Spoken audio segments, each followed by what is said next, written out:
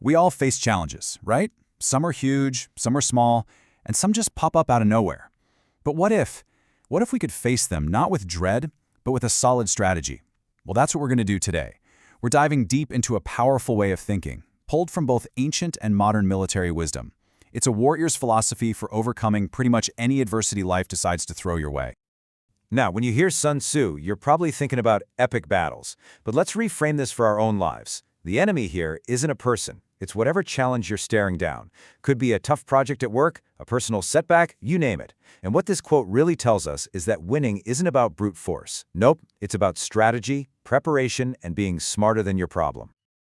So, to kick things off, we've got to shift our perspective. The struggles in our lives, they aren't just random roadblocks. They are our personal battlefields.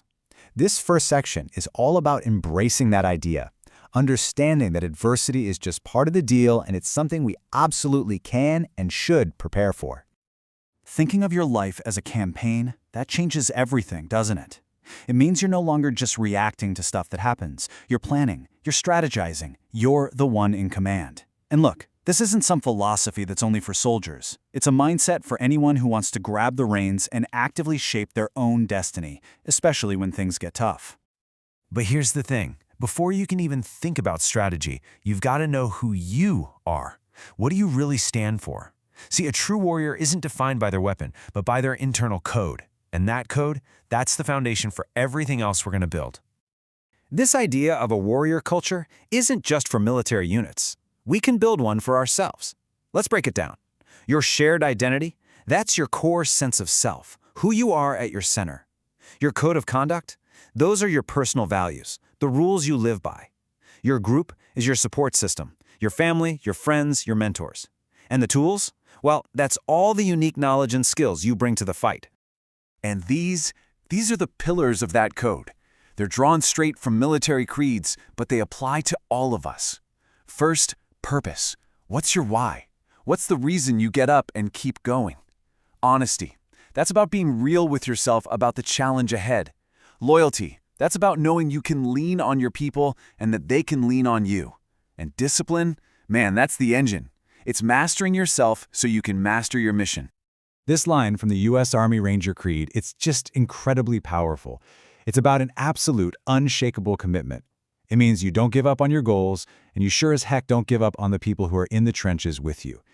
That is the kind of loyalty that builds a support network that is truly unbreakable.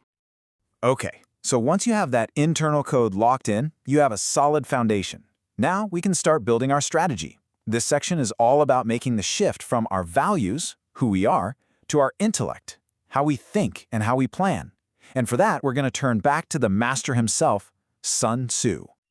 Just look at this comparison. It makes it so clear. On one side, you've got brute force, basically just running headfirst into a brick wall until you're completely wiped out.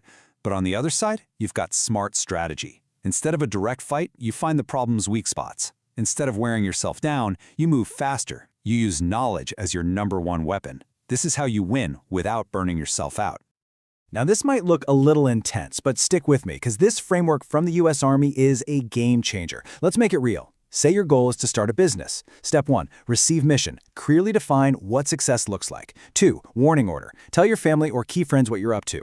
3, tentative plan. Draft a basic business plan. 4, initiate movement. Do something small, like buy the domain name. 5, reconnaissance. Now go research your competition. 6, complete the plan. Update your business plan with what you've learned. 7, issue order. Commit. Launch the thing. And 8, supervise and refine, track your progress, and be ready to adapt. You see? It's a complete roadmap to get you from idea to victory.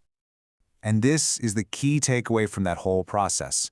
You simply cannot overcome a challenge that you don't fully understand. Before you jump into action, you have to gather intelligence. You got to ask yourself, where are the weak spots? What are the potential traps?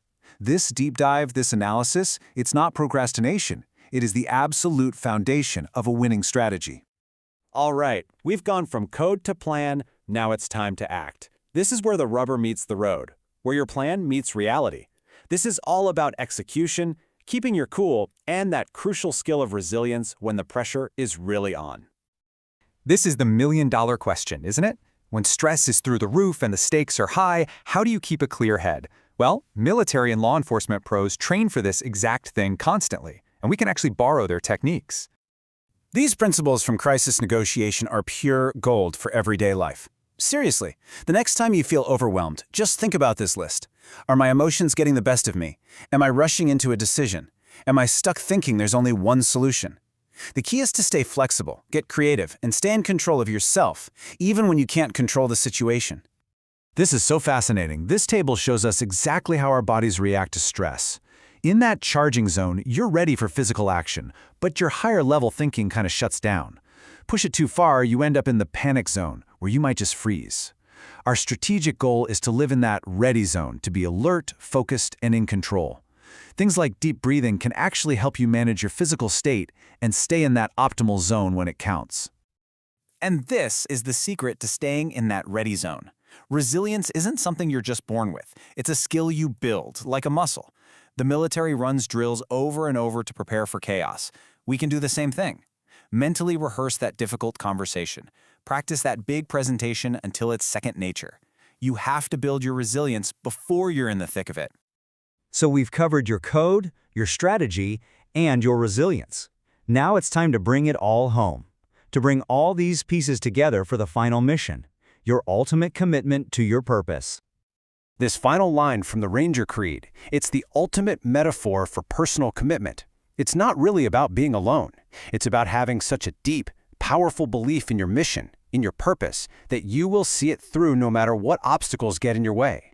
It's about taking total ownership of your campaign. So, as we wrap this up, the question really turns back to you.